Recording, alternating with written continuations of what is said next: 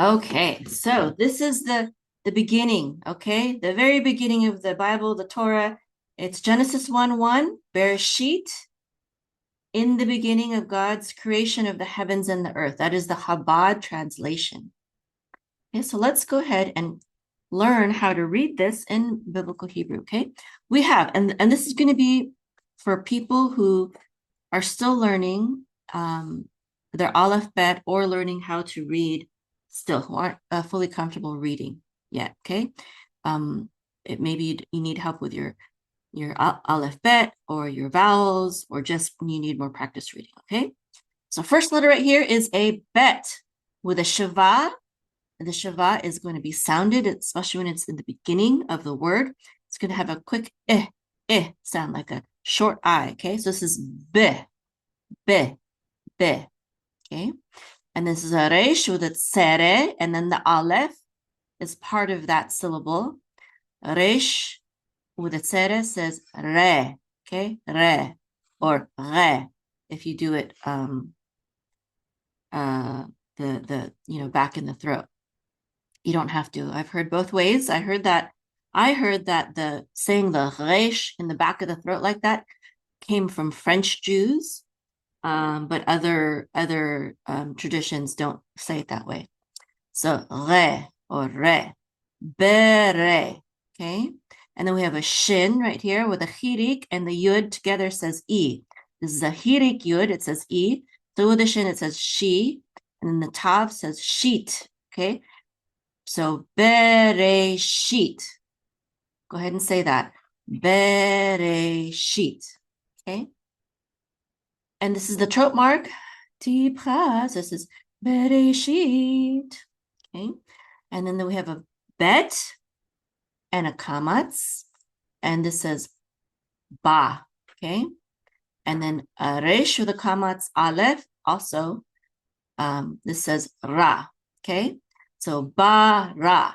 And the accent mark is always where the trope mark is, or usually. Okay. So this is Bereshit. The accent is on the last syllable, sheet. And this is bara. Accent is on the last syllable, ra. Okay, bara. So Bereshit, in the beginning, bara is he created. Okay. And then we have aleph with a hatef segol, which says and then this is a lamed with a cholem. That dot up top is a cholem. This is lo. So this is lo. And then we have a hey with a chirik, yud. Together is he. And this is a mem sofit. So this syllable right here is him. So this is Elohim. This means God or Almighty. Okay, it's in plural form, which indicates that God, the Creator, God, is the source of all powers. Okay, Elohim. Let's read these three words: Bereshit, bara, Elohim. Okay, great. So then, and this is a etnachta. So it says Elohim.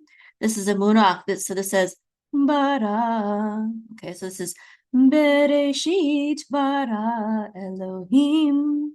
So I'm giving you the sound, the melody of these words as well. Okay, we distinguish that from the trope marks. So the trope marks do several things. One of them is it tells you where the accent mark of the word is, what syllable.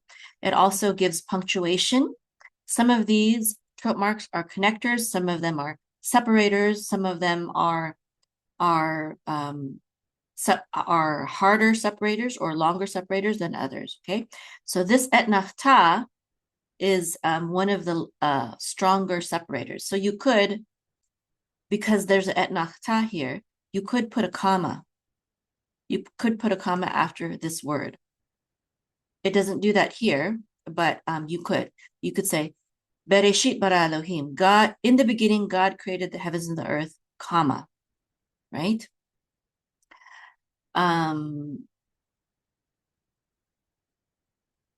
Then, if it makes sense to in the English, sometimes it doesn't make sense to in the English. Okay, so this is an aleph with a tzere, which says and then a tav. So this says et, right? So say et. So Bereshit bara Elohim et. this is a mercha. So this says mercha. So this word says et, okay, et. And this is a hey with a patak, which says ha.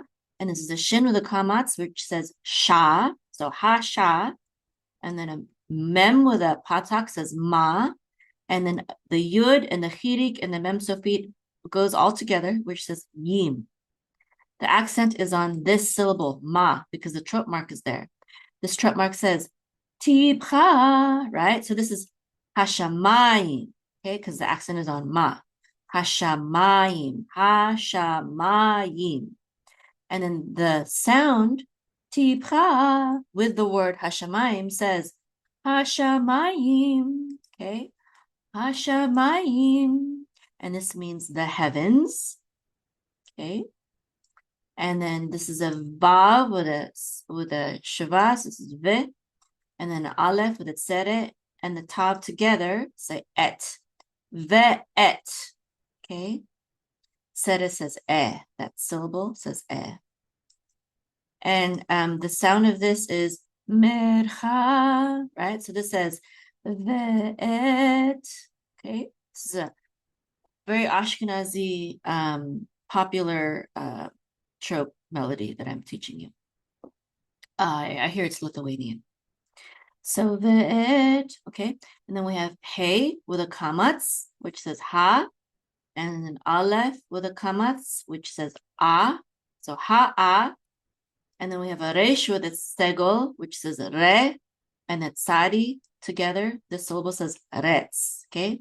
Haaretz, haaretz. Now, the throat mark is really the sof pasuk at the end. It's like a period. It might also be a comma. It could also be a semicolon. But it's usually most often a period because it's usually the end of the verse. But sometimes the end of a verse has a comma, right?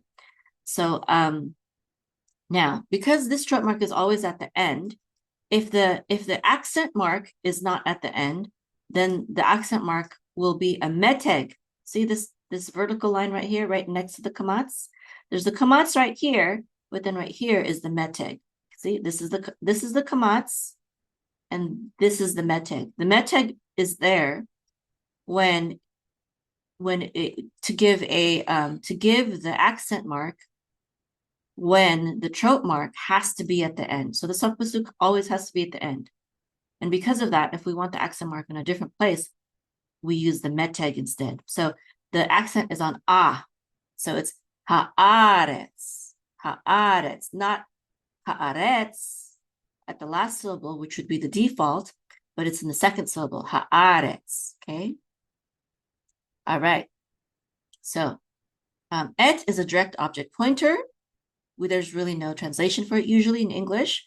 Sometimes we translate it as and or with, but usually not. Usually it's not translated.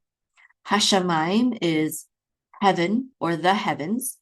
It's a plural word in Hebrew, whether you're talking about something singular or plural in English. In the Hebrew, it's always plural. Okay. And then ve'et means and. It's the ve means and then the direct object pointer. So we just translate this as and. So the heavens and haaretz is the earth. Okay, the earth. Just earth or land would be eretz. To say the earth or the land, it's haaretz. It becomes a instead of a when we put the definite article the in front of it. Okay. So let's review reading this verse. Okay, it says Bereshit bara Elohim et ha-shamayim ve'et haaretz. Okay, let's do it faster.